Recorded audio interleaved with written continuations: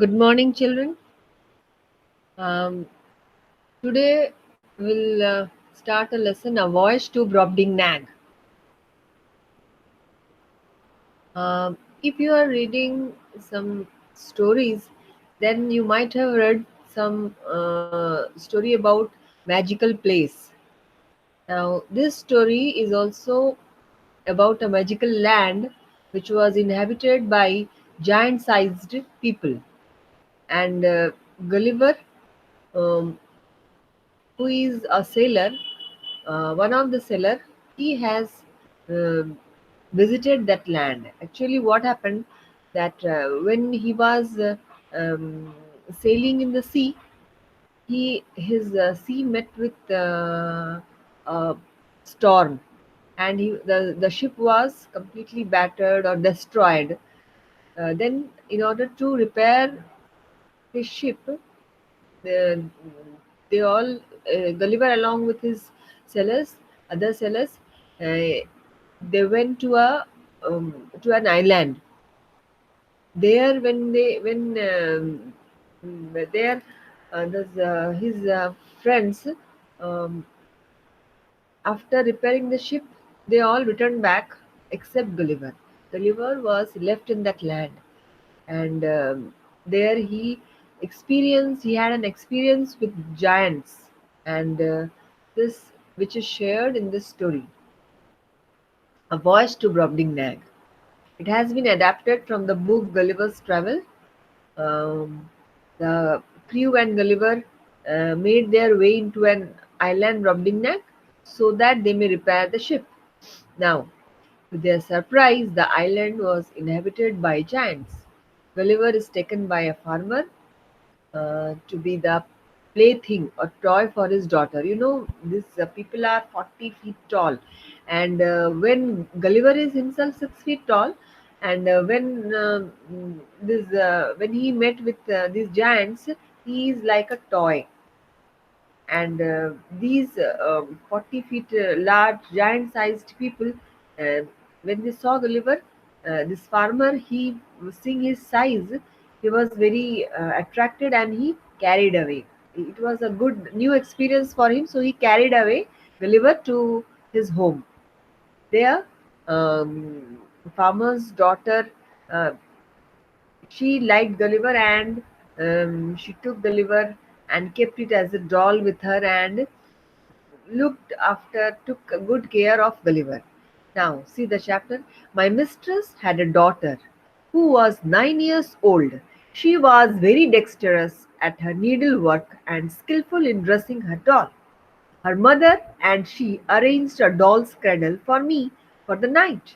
The cradle was put into a small drawer of a cabinet, and the drawer was placed upon a hanging shelf for fear of rats. See, these this when this girl she got when she got Gulliver, then she had to take care of the of Gulliver. What did she do? She made number of dresses for Gulliver, and which was he there about 4 to 5 shirts she made, and now she kept this Gulliver in a cradle, jhula, understood? In a doll's cradle. Her doll was of the height of Gulliver only, and in that cradle she kept it, and for that night.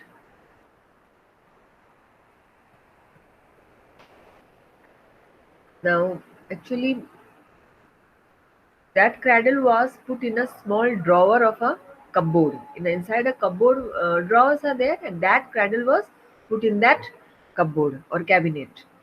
And this drawer was placed upon a hanging shelf so that the rats will not harm Gulliver. Now you can imagine how big the rats might be in this giant land. And this hanging shelf, within that hanging shelf, that cradle was his bed, and Gulliver stayed with those people. Um, I stayed with those people, though it was made more convenient as I began to learn their language and make my wants known. and he began to learn their language also, and whatever he needed, how he will express. So he started expressing his needs to the giant in their language. He cannot speak his own language, no? He has to learn their language so that they can understand what he wants. So gradually, Gulliver started learning their language. The young girl was very helpful to me. She made me 7 shirts and some other clothes of as of, of as fine a material as could be got, which was in fact coarser than sackcloth. Sackcloth, it was even means it was not so fine cloth. The cloth was very coarse. Mm.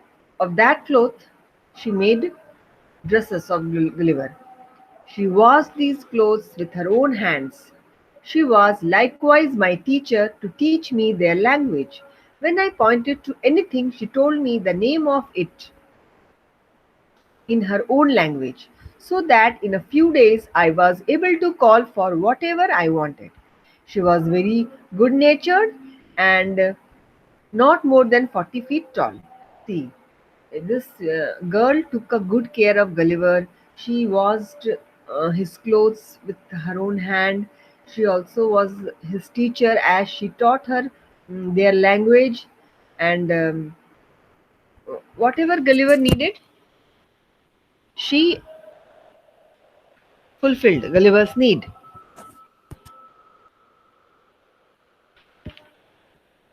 She was very good natured and not more than 40 feet tall, being short of her age. She gave me the name Gilric, which the family used, and later the whole kingdom. Now, Gilric was Gulliver's name, which gradually the family members called him Gilric, and after that, the whole kingdom called Gulliver with that name.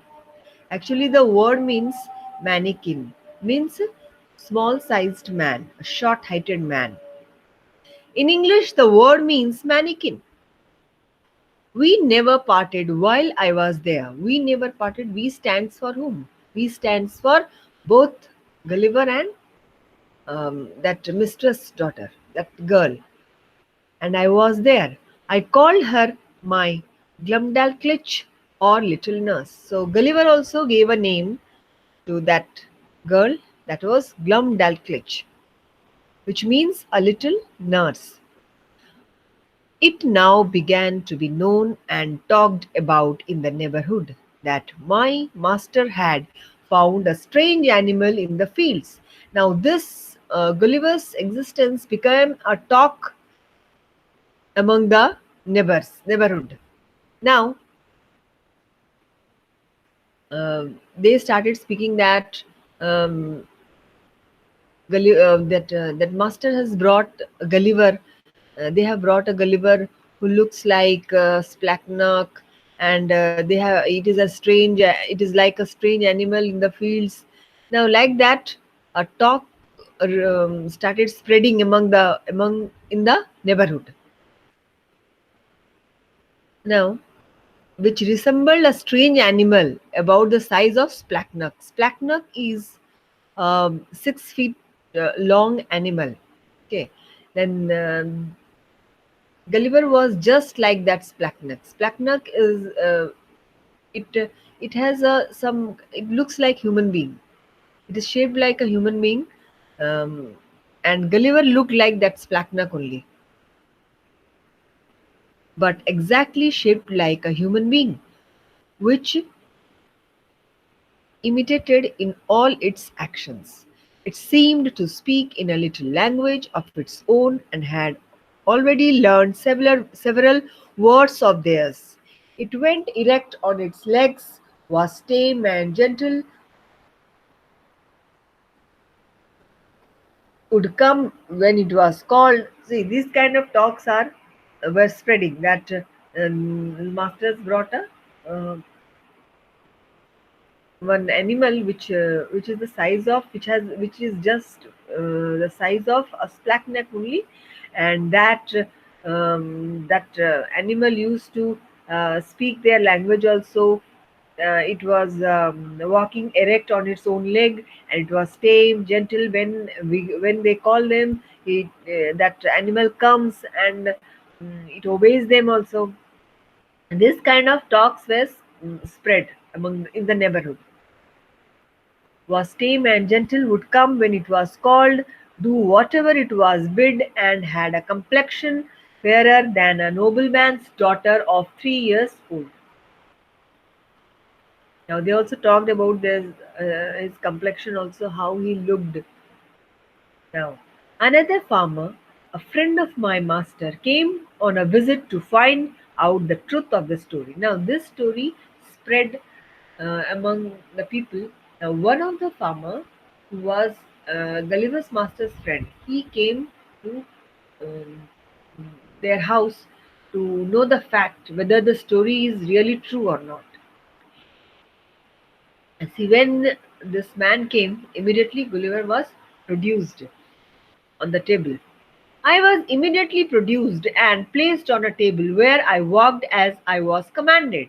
I paid my respect to my master's guest, asked him in his own language how he was, and told he was welcome, just as my little nurse had instructed me. This man, who was old and dim sighted means his vision was not so good, he had to wear glasses, put on his spectacles to see me better, at which I could not help laughing very heartily, for his eyes appeared like a full moon shining into a chamber through two windows. Now, which are the two windows? Those man's spectacles. You can see in the picture, you see how he is looking, and he is trying to see Gulliver from very from from near, how he is holding his spectacle and he is watching Gulliver. And Gulliver, when he saw this man looking at him like this, he remembered that as if his eyes, those eyes of the man were the two moons. And these two moons were peeping through the windows. Windows refers to those uh, big spectacles. See, frame of the spectacle was like a window, and his eyes were like two moons. So this made him laugh. Now see, laughing very heartily. Now heartily is adverb here, which qualifies laughing. You can underline it. For his eyes appeared like a full moon shining into a chamber through two windows.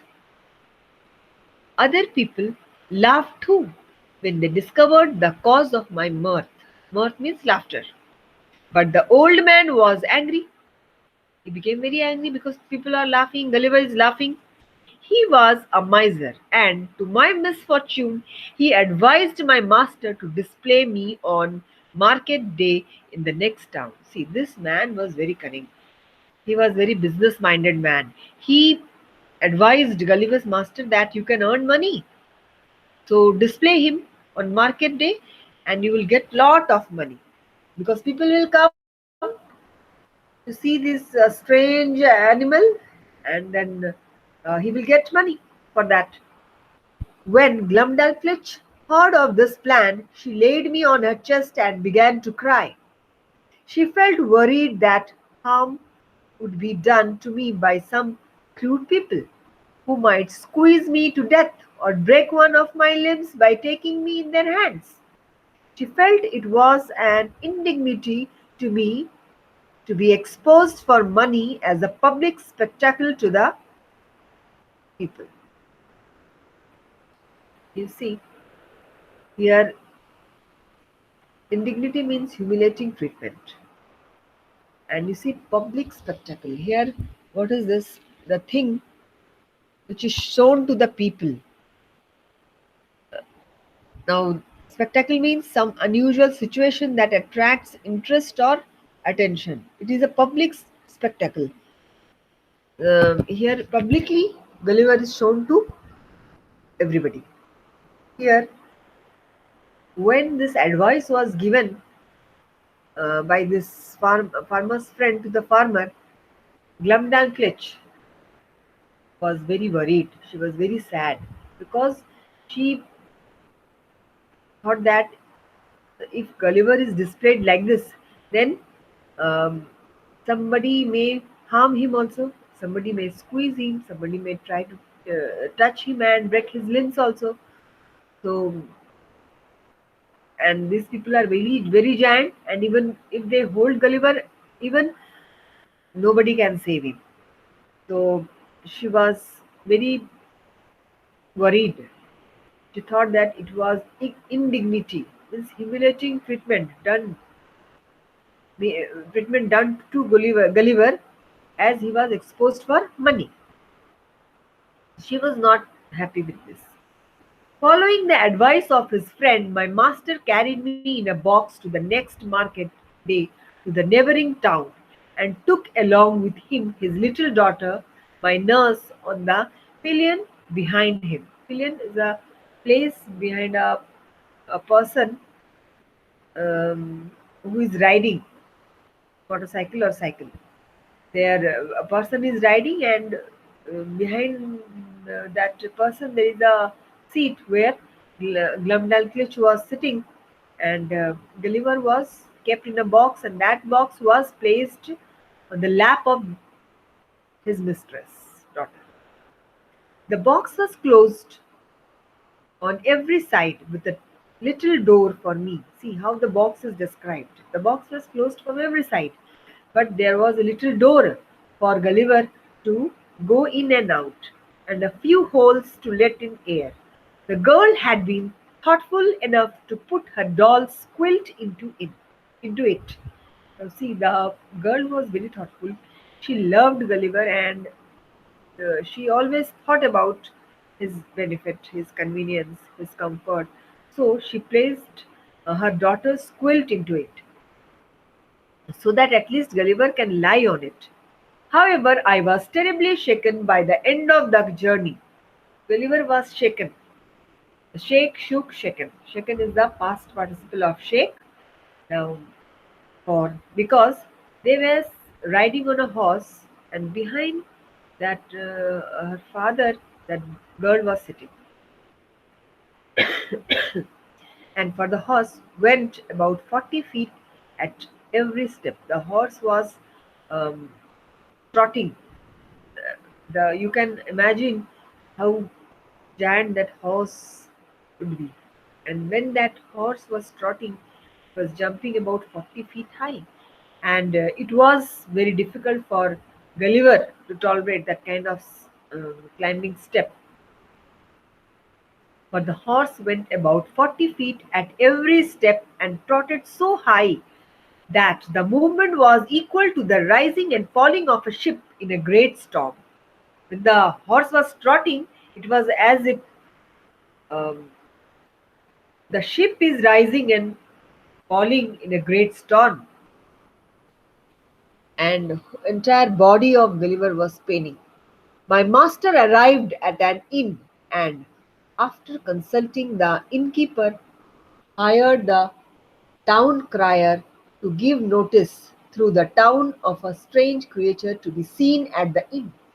Now they means they all went. They hired a inn.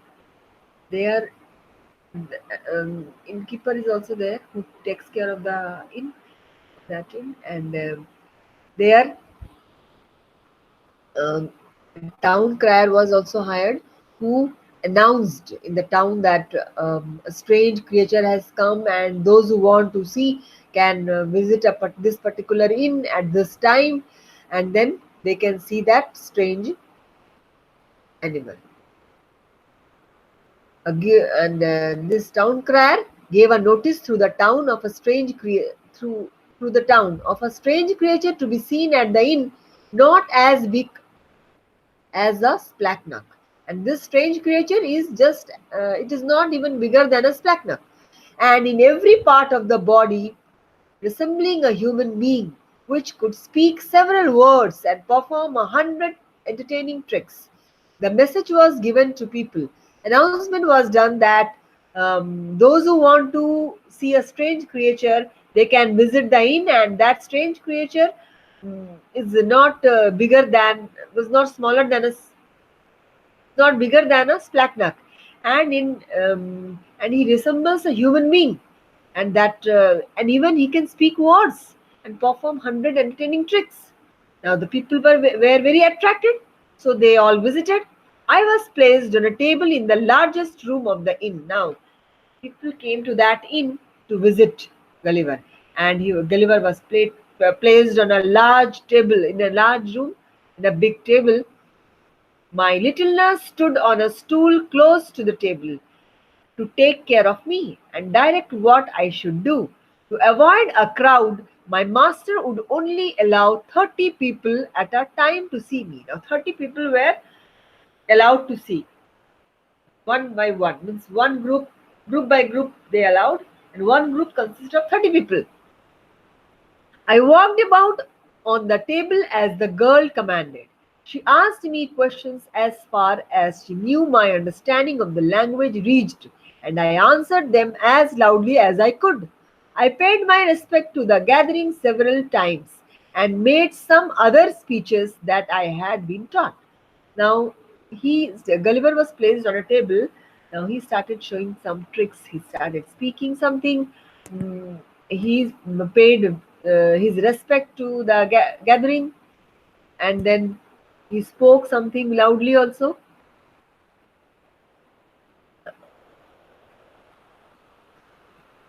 Now, whatever speeches was taught to Gulliver um, his by that girl, Gulliver delivered those speeches.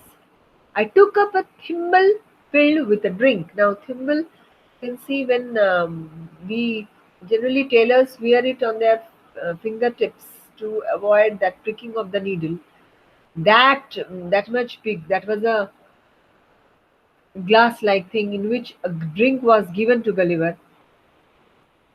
I took up a thimble filled with a drink which Glumdalclitch had given me as a cup and drank to their health. My nurse gave me a part of a straw. Part of a straw a nurse gave, and he played with that straw. He treated that straw as if it was a pike, means a small fish. That day I was shown to 12 sets of people. 12 sets. One set consisted of 30 people. And forced to do the same act, still I was half dead with weariness and annoyance. He was weariness means tired, and he was entirely annoyed. Now, um, weariness is abstract noun here, and annoyance is also abstract noun. He was entirely annoyed.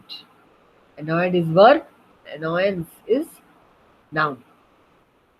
My master would not allow anyone to touch me except my nurse. Except. See, except has two meanings. One is ACCEPT, another is EXCEPT. Now, meaning is one except ACCEPT means to accept something, to agree with something. Now, this accept means this means they are not including. Now my master would not allow anyone to touch me. He will not. The master did not allow anybody to touch Gulliver except my nurse. Means only nurse can touch. To prevent danger, benches were put around the table to keep me out of everybody's reach. See, you can see the picture how the Gulliver was arranged there. However, a schoolboy aimed a hazelnut. Now, hazelnut is as big as a pumpkin. Their hazelnut at my head, which very narrowly missed me. Now, Gulliver was about to struck with a pumpkin, but narrowly he escaped. For this, he scolded and sent out of the room. For this, he was scolded. That boy was scolded and he was sent out of the room. I was so tired with my first journey and with entertaining people for 8 hours together that I could hardly stand on my legs or speak a word. It was at least 3 days before I recovered my strength. I had no rest at home either, as all the neighboring people, hearing of my fame, came to see me at my master's house. Now, even people also visited master's house. And my master demanded the rate of a full moon whenever he showed me to the people. Therefore, for some time I had little rest during the week, although I was not carried to the town. Although he was not carried to the town, uh, he got little rest because at home also people started visiting him. Finding how profitable I was likely to be, my master resolved to carry me to the most important cities of the kingdom. Now, his master was very greedy man. He understood that how much money he can earn from Gulliver. So again, he went to different cities, important cities of the kingdom. Having provided himself with all things necessary for a long journey and settled his affairs at home, he took leave of his wife. Now, for a long journey, he went. He will visit number of cities there, and he settled every matter in his home, and then they all started with the journey. On the 17th of August, about 2 months after my arrival, we set out for the metropolis. My master made his daughter Glumdalclitch ride behind him. She carried me on her lap in a box tied about her waist. We travelled distances of not more than 100 miles a day, for Glumdalclitch, on purpose to comfort me, complained she was tired with the trotting of the horse. Actually, Glumdalclitch started complaining his father that she was tired, but actually she was thinking about Gulliver, because how much tired Gulliver will be. And instead of saying that Gulliver is tired, she was telling that she is tired.